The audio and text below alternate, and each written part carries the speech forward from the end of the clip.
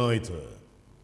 O Presidente da República quer que se identifique áreas concretas que poderão produzir resultados consistentes na cooperação com a Bélgica. O desafio foi lançado ao embaixador belga durante o encontro esta terça-feira no Palácio do Povo. Carlos Villanova não quer uma lista longa de áreas de cooperação com o Reino da Bélgica capazes de não saírem do papel. O Presidente da República deseja algo materializável. Por isso, no encontro com o embaixador do referido país, esta terça-feira, propôs a identificação de áreas concretas que podem produzir resultados para os dois países poderem cooperar. Conclusão da Sua Excelência Presidente da República era de dizer, ok, como a Bélgica, se nós pudermos lançar 2, 3 iniciativas concretas nos meses que vêm, seria uma coisa muito boa. E, finalmente, eu disse, desde que o Sr. Presidente visitar Bruxelas, que é a capital da União Europeia, e a União Europeia é um parceiro importante para São Tomé e Príncipe, o governo belga seria muito feliz de propor também um programa bilateral com foco sobre o nosso Instituto do Mar e o nosso porto de Antuérpia, que é o segundo maior porto na Europa. Para já, neste encontro, foram colocadas sobre a mesa várias outras áreas que existem potencialidades por parte da Bélgica e necessidade por parte de São Tomé e Príncipe e que podem ser exploradas. Um dos elementos que vamos pesquisar nas semanas que vêm é uma cooperação entre o nosso Instituto do Mar e o Instituto do Mar aqui em São Tomé. Também fortalecer a capacitação nacional são-tomense no setor da economia azul. Temos um projeto na cabeça que vou discutir com as minhas autoridades. O Sr. Presidente também insistiu muito sobre o fato que ele quer continuar as reformas no setor da justiça, dizendo que só condições melhores vão atrair investimentos, vão oferecer a segurança às empresas europeias. Joseph Smith deu uma boa nova a Villanova. Eu fiquei muito feliz de dizer ao senhor presidente que em alguns meses, no mês de março, chegarão aqui 15 especialistas médicos belgas que vão trabalhar durante um período aqui. São iniciativas de solidariedade, mas que o Estado belga gostaria de ampliar. E vamos também ver se no setor da saúde podemos tomar iniciativa. O diplomata belga foi também portador de uma mensagem do rei da Bélgica ao Presidente da República. O monarca belga deseja maior sucesso a Carlos Villanova enquanto Presidente da República de São Tomé e Príncipe. O Governo e a OMS organizaram esta terça-feira a Conferência Nacional sobre a Cobertura Universal de Saúde. O Primeiro-Ministro e chefe do Governo, Jorge Bonzus, foi quem presidiu a cerimónia de abertura deste evento que visa buscar soluções para o Sistema Nacional de Saúde. A Conferência Nacional sobre a Cobertura Universal de Saúde, que teve lugar esta terça-feira, visa definir uma nova política nacional para o setor. Com apoio da Organização Mundial da Saúde, o Ministério da Saúde deu início em maio último o processo de avaliação do sistema de saúde visando a sua cobertura universal. Apesar da esperança média de vida aumentar no país nos últimos 20 anos e com altas taxas de cobertura vacinal, o sistema de saúde em São Tomé ainda enfrenta grandes desafios. A representante da OMS disse que o sistema tende a perder o fôlego e, por isso, é preciso repensar toda a política. É chegado o momento de empreender reformas no Sistema Nacional de Saúde que considerem as imperativas vinculadas à transição epidemiológica e que possam enfrentar com eficácia o desafio da cobertura sanitária universal. Claro que serão necessários investimentos de curto prazo em termos de infraestruturas, equipamentos, medicamentos, especialidades farmacêuticas, mas também para formar pessoal de saúde, implantar processos de melhoria de qualidade, estabelecer normas e padrões no tratamento das doenças, definir caminhos de cuidados com referência e contra-referências claras. Nesta conferência nacional em que tomaram parte representantes de diferentes setores do país, incluindo especialistas da OMS, o Ministério da Saúde espera que o evento possa vir a determinar o virar de página no Sistema Nacional de Saúde.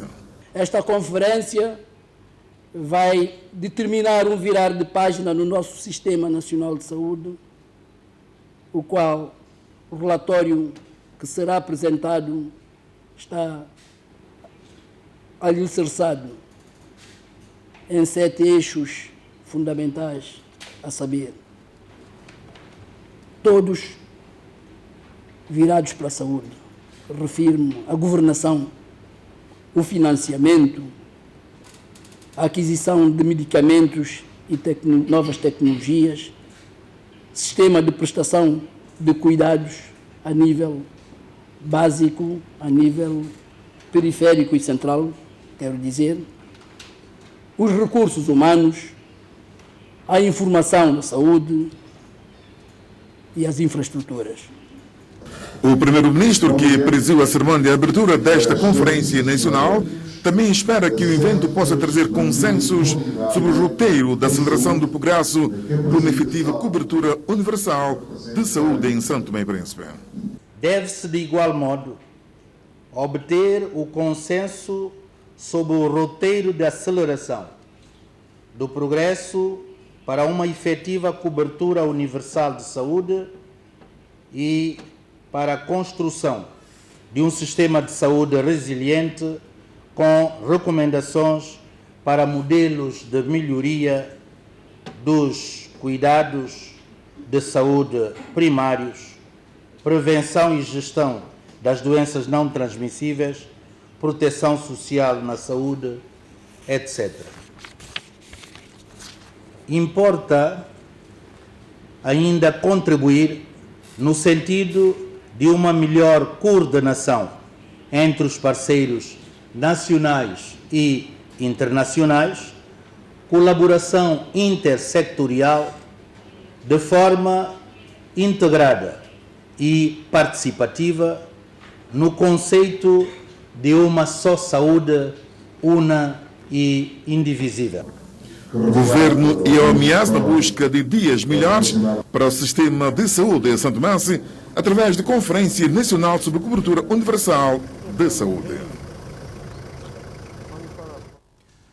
O Governo chamou hoje o embaixador de Portugal em São Tomé e Príncipe para analisar o problema da atribuição de vistos a estudantes são-tomenses que deverão deslocar-se a Portugal para a formação profissional. No encontro participaram, além do diplomata português, a Ministra dos Negócios Estrangeiros, Cooperação e Comunidades, do Trabalho, Solidariedade, Família e Formação Profissional e da Juventude, Desporto e Empreendedorismo. O encontro demorou mais de 1h30 e em cima da mesa estava a questão da atribuição de vistos pela Embaixada Portuguesa na capital São Tomense aos estudantes com bolsas de formação profissional para Portugal. O primeiro-ministro solicitou a presença do Sr. Embaixador de Portugal, no sentido de nós conversarmos sobre o ponto da situação do processo de concessão de visto aos estudantes, particularmente do domínio da formação profissional. É um processo que está em curso, contrariamente àquilo que se calhar por lá ainda é um processo que ainda vai continuar. A qualquer momento, uns grupos de estudantes continuarão a ser chamados para obter os seus vistos, mas como sabem, como qualquer processo de concessão de visto, existem casos específicos que terá que ser avaliado caso a caso, mas no entanto é um processo que ainda está em curso. Nas redes sociais, Facebook disse que a não assinatura do Programa Estratégico de Cooperação PEC entre os dois países está a dificultar o processo de atribuição de vistos, mas o ministro desmente. Não se trata questão ligada à PEP. trata-se de alguma questão ligada à legislação mesmo do Estado português, que os dois Estados, os dois governos têm sentado, têm conversado e acreditamos que estamos criando condições para ultrapassar essa questão. Mas muitos deles já têm visto, Sr. Ministro? Sim, muitos já têm visto, muitos ainda irão obter vistos. E por que não saíram se já têm visto? Bem, são processos que envolvem dois países e que nós acreditamos com essa reunião começa-se a criar condições para ultrapassar essa situação. O governo está a trabalhar junto da missão diplomática portuguesa no sentido de criar condições para que os estudantes já com vistos de entrada em Portugal possam viajar nas próximas 2 semanas. E qual é a previsão para eles poderem sair do país, para a formação?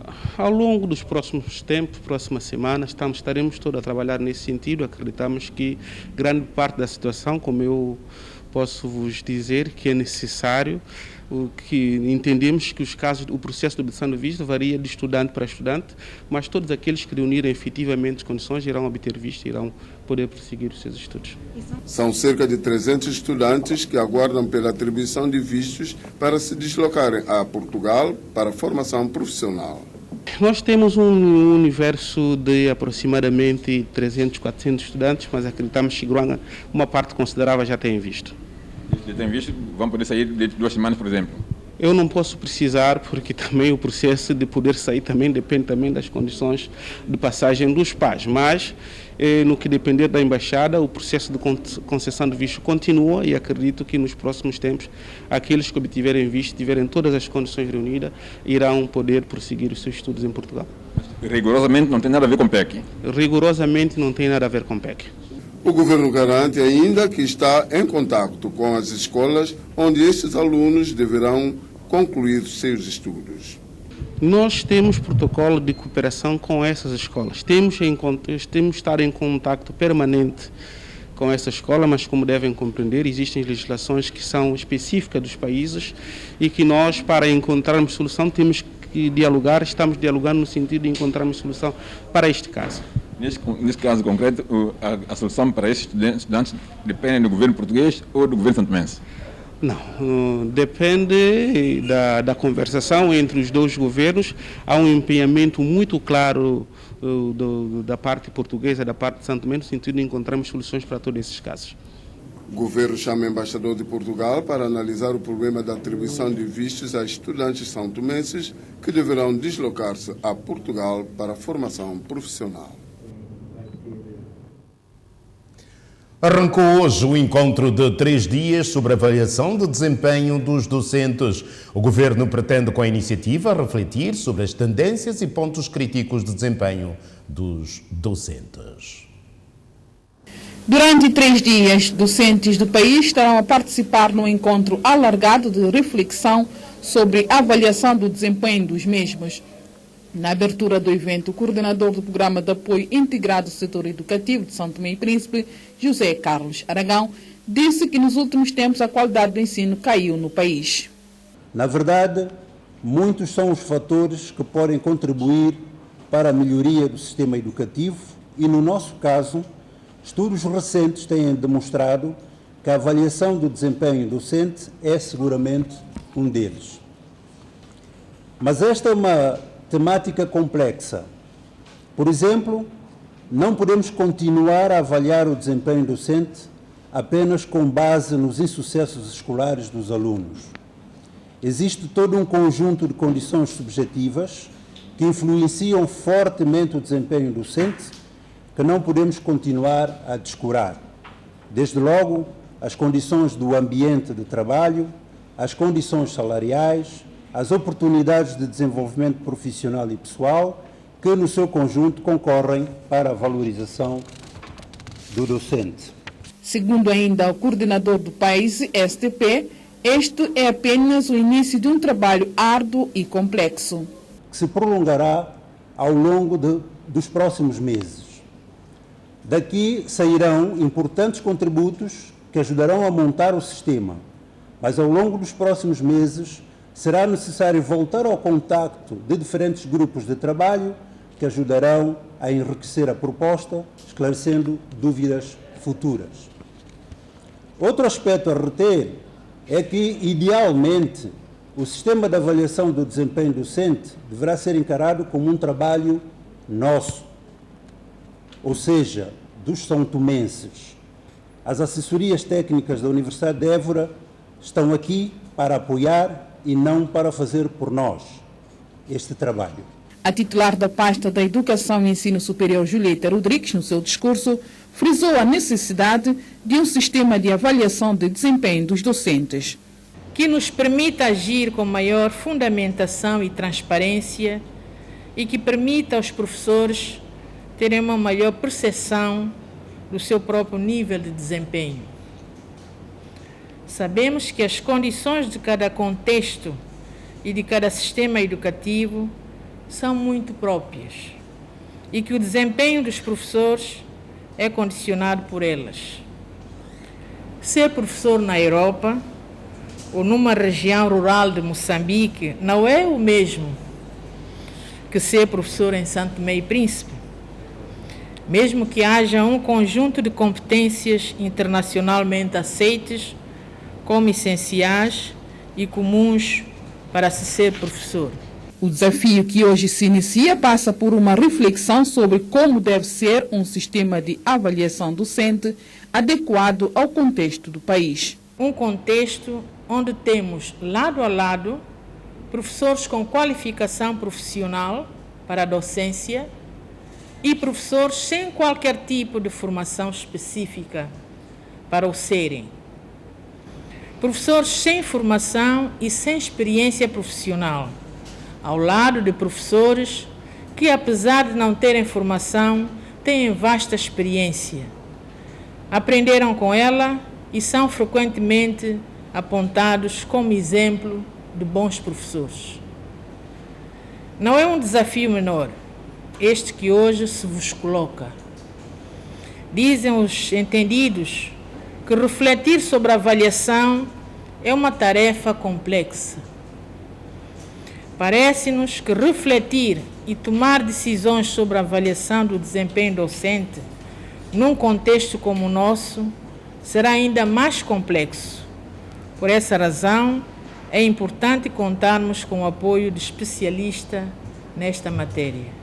Neste âmbito, o país conta com o apoio de 2 docentes da Universidade de Évora, que no âmbito do projeto de apoio integrado ao setor educativo de São Tomé e Príncipe, PAES e STP, vão conjuntamente com docentes nacionais refletir de forma alargada sobre a avaliação de desempenho dos docentes. O encontro de 3 dias tem como objetivo refletir sobre as tendências atuais e pontos críticos da ADD, o enquadramento legal da ADD em São Tomé e Príncipe, o sistema de avaliação da função pública e produzir contributos para um sistema de avaliação de desempenho docente, ADD, para São Tomé e Príncipe.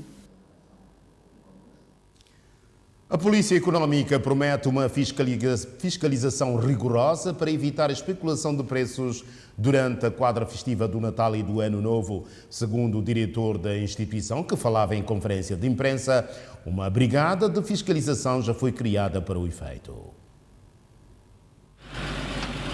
Há sensivelmente o mês das festas do Natal e do Ano Novo, as autoridades nacionais decidiram criar uma brigada multissetorial para combater a especulação de preços dos bens essenciais. Nós criamos uma brigada multissetorial de forma a analisarem especificamente, sobretudo, os livros de calco-preço dos produtos de cesta básica. Esses produtos de cesta básica, eu faço referência a óleo, arroz, açúcar, leite. Esses produtos são produtos considerados cestas básicas.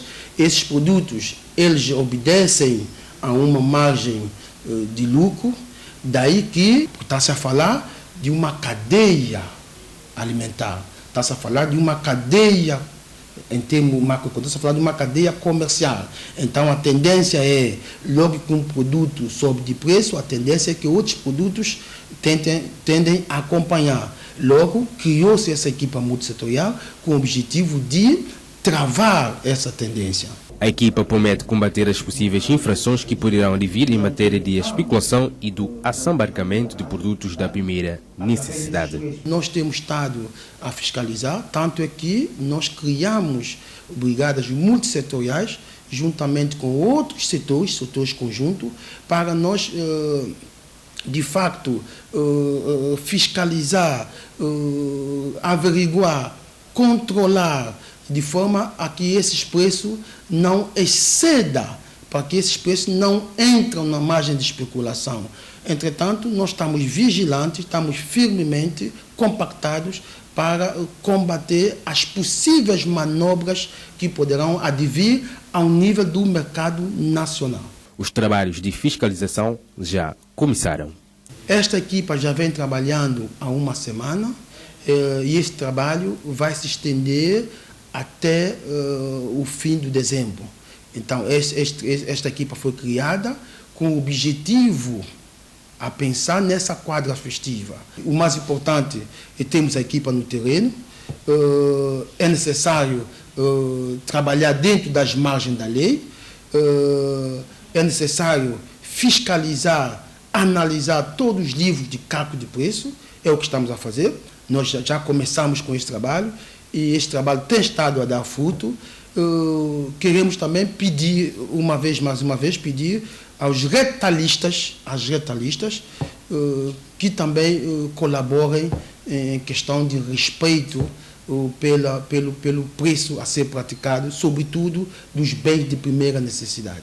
O apelo foi deixado pela Polícia Econômica aos operadores econômicos, bem como à população. Queremos apelar a toda a população em geral, aos consumidores, aproveitar para deixar o nosso contato telefônico, que é 222 75 34 ou 222 17 27. Este contato ela serve para os consumidores, qualquer consumidor que notar alguma anomalia no quadro dos seus direitos, ou mesmo em matéria de questão de higiene de produto, ou alguma questão de especulação de preço, que ele achar que é uma especulação, que há especulação de preço, comunica à inspeção econômica. Se não puder vir até o edifício da inspeção econômica, que se situa de frente ao comando da Distrital de Água Grande, Polícia Nacional, então possa fazer essa comunicação por via telefônica. Se não puder, nós também temos uma página no Facebook, nas redes sociais, onde os operadores econômicos também que têm, hoje em dia, usamos muito as redes sociais, podem entrar na página do Facebook, DERCAI, Polícia Econômica, e lá fazer as suas reclamações, que estamos de prontidão para servir a nossa população. O governo a anunciar medidas para evitar a especulação de preços dos bens essenciais durante a quadra festiva. Circular nas rotundas passa a ter novas regras a partir de 1 de janeiro. O anúncio foi feito hoje pelo diretor dos Transportes Terrestres no arranque de uma campanha de sensibilização sobre a matéria junto dos automobilistas.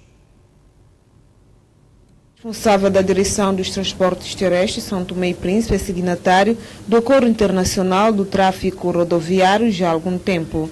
Para fazer valer este acordo, a partir do próximo ano, entrará em vigor a nova regra de trânsito nas rotundas. No campo legislativo já demos passo nesse sentido, isto é que a lei do Código de Estrada já prevê a regra de circulação das rotundas que nós não implementamos.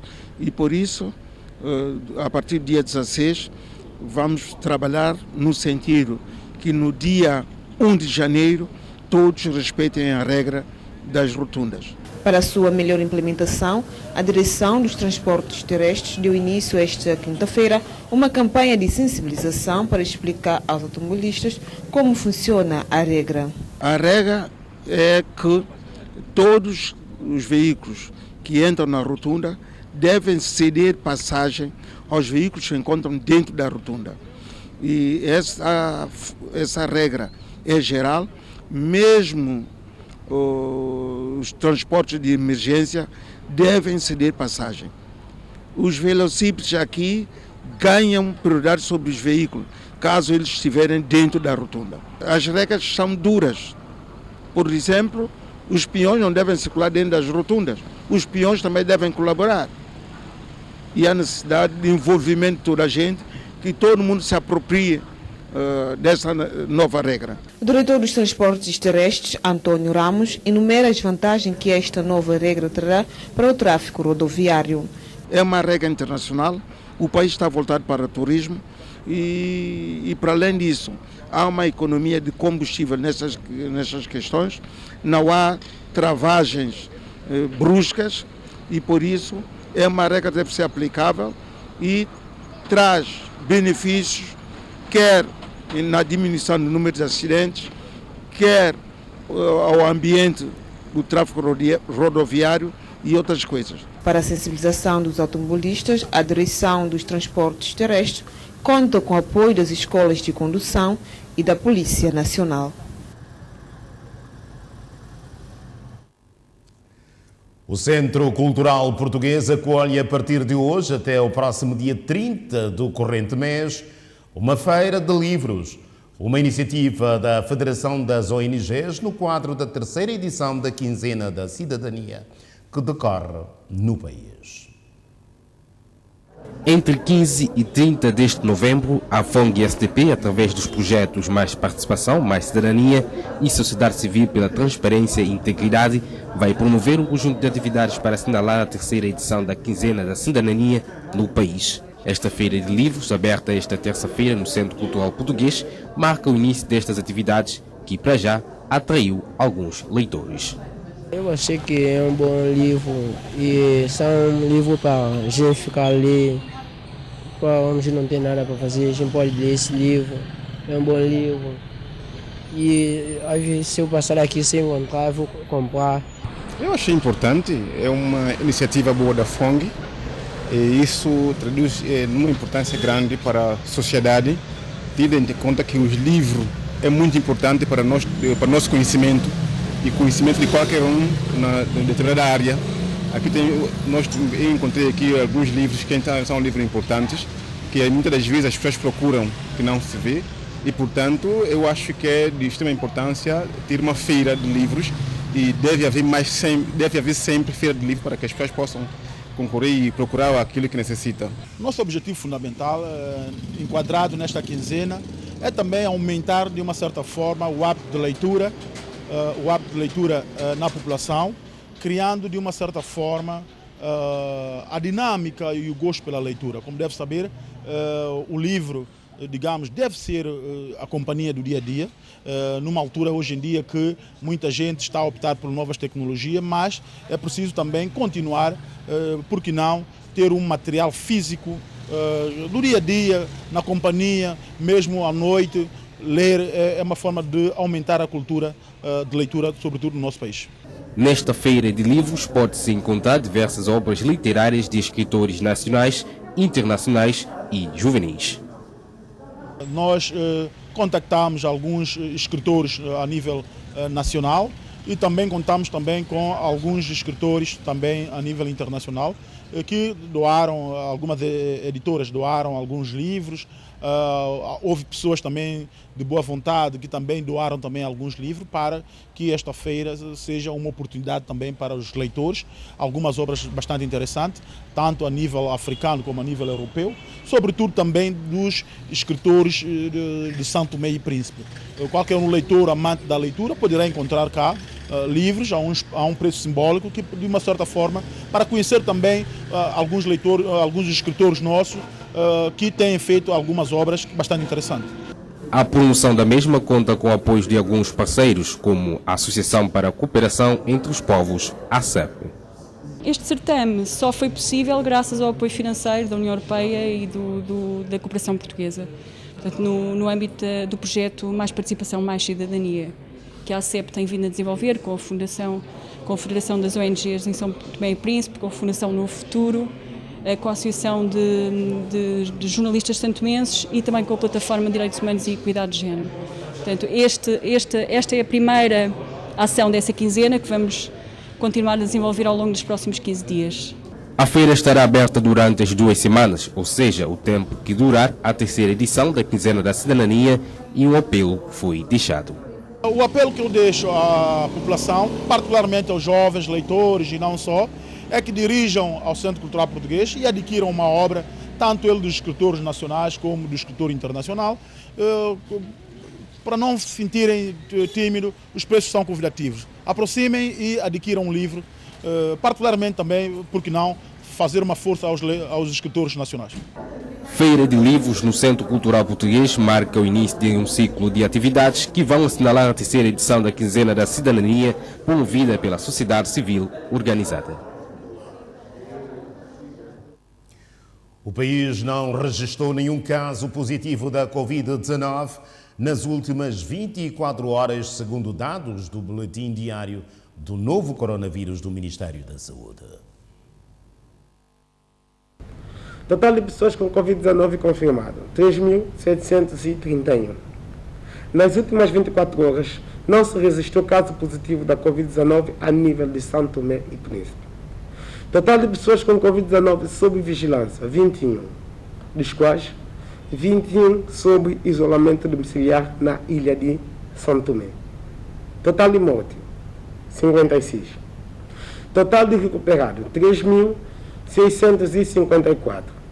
Nas últimas 24 horas, registrou-se 3 casos recuperados da Covid-19 a nível de São Tomé. Total de doses da vacina contra a Covid-19 administrada, 111.410, dos quais, na primeira dose foi-se administrada 81.677 e na segunda dose foi-se administrada 29.733.